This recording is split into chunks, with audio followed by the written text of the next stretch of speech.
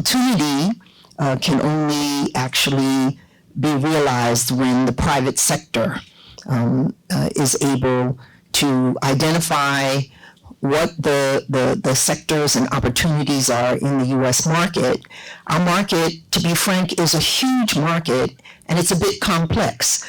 But there are so many products that Botswana can send to the United States duty-free, and which, with the right U.S. partners and the right kind of financing that can happen both here in Botswana as well as from institutions across the continent and from U.S. institutions like the Development Finance Corporation, which is why we're so pleased that Scott Nathan is coming and leading the U.S. delegation. That's an agency that can provide financing for joint ventures between Botswanan and other African businesses with their U.S. partners.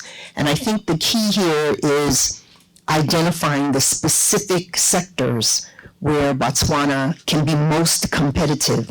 And so we have agencies in the U.S.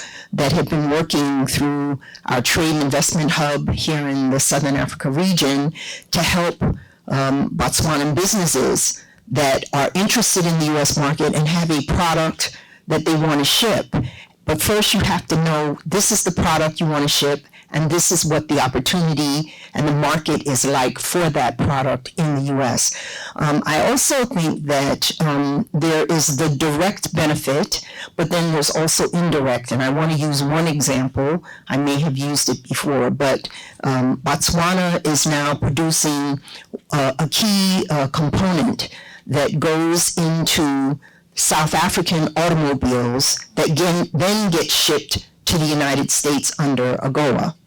And so even though Botswana isn't the one that is the final assembly of that vehicle, those vehicles, it is indeed benefiting from it. You have people who are in a productive facility, a factory that's producing these inputs for those autos. So you're also indirectly benefiting from the access to the U.S. market, and I believe that more of that can be done. So we have companies that are coming here, we have ministries that are coming here that can do that. The last thing that I would say is that under the African Continental Free Trade Area, that trade that's being promoted and facilitated amongst African countries, it's for your own benefit, but what that can do is make it possible for Africans to be part of these value chains that have been developed, whether it's in diamonds or cashews or automobiles or airplanes or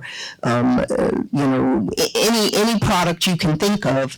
As the Africans are able to ship the inputs to each other more effectively, you can then also be able to ship products to the U.S., European market, Middle East, and other places also more effectively and capture more of the benefits of global trade. So I think that, first we have to start with what Botswana can offer to the U.S. market and to global markets. We have to get the financing for it. We have to develop the partnerships that are so important for it. And this week at the U.S. Africa Business Summit, this is an opportunity to explore that.